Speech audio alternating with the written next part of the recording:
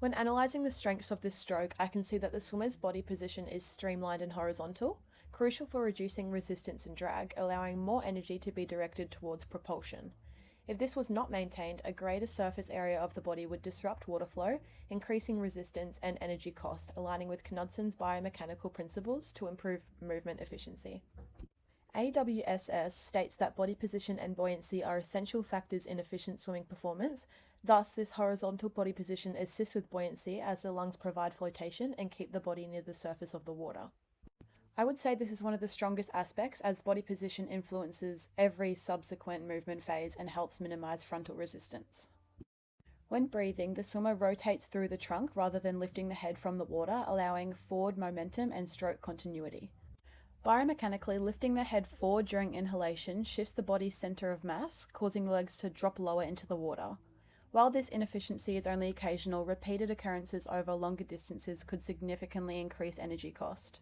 During recovery, the swimmer's elbow remains high above the water, allowing for controlled movement into the next stroke. The arm acts like a lever throughout both the recovery and propulsion phases, with coordinated movements through the shoulder, elbow, and wrist for effective force. However, there are occasions where the swimmer's arm crosses slightly towards the center line of the body when entering the water. This is likely to have the greatest impact on performance as it's the primary force producing phase of the freestyle stroke. According to Newton's third law, pushing water backwards generates an equal and opposite force that propels the swimmer forwards. So during this phase, water friction becomes beneficial as the swimmer applies force against the water to create a stable surface from which propulsion can occur.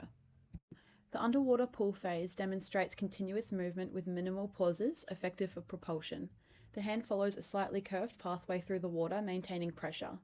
The swimmer's flutter kick remains continuous, assisting in body balance and alignment. However, it generates a considerable amount of splash. Excessive vertical movement may indicate that some force is being directed upward rather than backwards.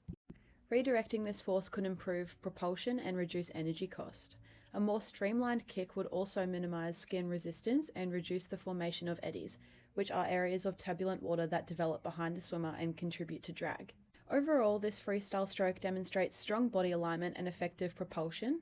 Improvements to breathing and catch position and kick mechanics would also further enhance efficiency. Thank you, markers, for listening. Unfortunately, I couldn't use my own footage of swimming because I don't have access to a pool, but thank you to Natanja for letting me use her video.